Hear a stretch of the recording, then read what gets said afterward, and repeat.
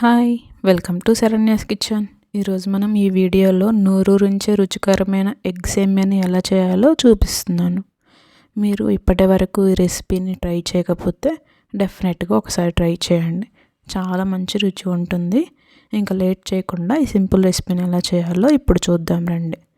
ముందుగా stove on చేసి ప్యాన్లో వాటర్ వేసి అవి హీట్ అయ్యాక సాల్ట్ వేసి ఒక కప్పు సేమియా వేసుకొని ముద్దలు కట్టకుండా బాగా కలుపుకోవాలి. సేమియా అనేది ఒక 70% ఉడికించండి, మరీ ఎక్కువసేపు ఉడికించకండి. సేమియా అనేది ముద్దగా వస్తుంది.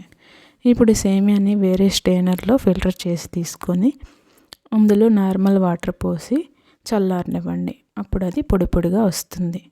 ఇప్పుడు 6 ఎగ్స్ని బ్రేక్ చేసుకొని బౌల్లోకి తీసుకోండి. మళ్ళీ వేరే ప్యాన్లో ఆయిల్ వేసుకొని ముందుగా బ్రేక్ చేసి పెట్టిన ఎగ్స్ని వేసి ఇప్పుడు వెంటనే కలపకుండా స్లోగా కలుపుకోవాలి. ఇప్పుడు ఎగ్స్ అనేది కాస్త ఉడుకుతుంది. ఆ తర్వాత కలుపుకొని బాగా ఫ్రై చేయండి.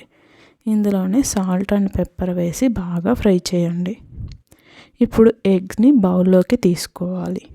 మళ్ళీ అదే ప్యాన్లో ఆయిల్ వేసుకొని హీట్ అయ్యాక సన్నగా తరిగిన వెల్లుల్లి, సన్నగా తరిగిన onions, beans, green chilli, capsicum, cabbage, carrot అన్నీ వేసుకోవాలి.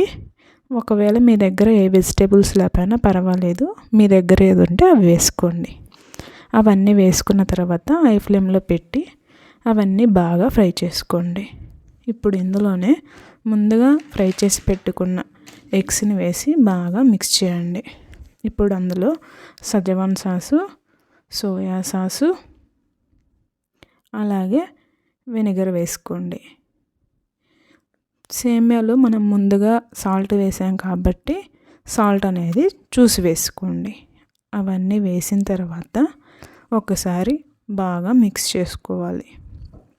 మొత్తం మిక్స్ అయిన తర్వాత ఇందులో ముందుగా ఉడికించి పెట్టాము సేమియాని వేసుకొని ముద్దలు కట్టకుండా స్లోగా మొత్తం మిక్స్ చేయాలి.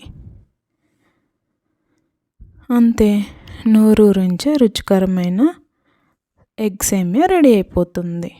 ఇలాంటి మంచి వీడియోస్ కోసం నా ఛానల్ని సబ్స్క్రైబ్ చేసుకోండి, లైక్ అండ్ షేర్ చేయండి. Thanks for watching.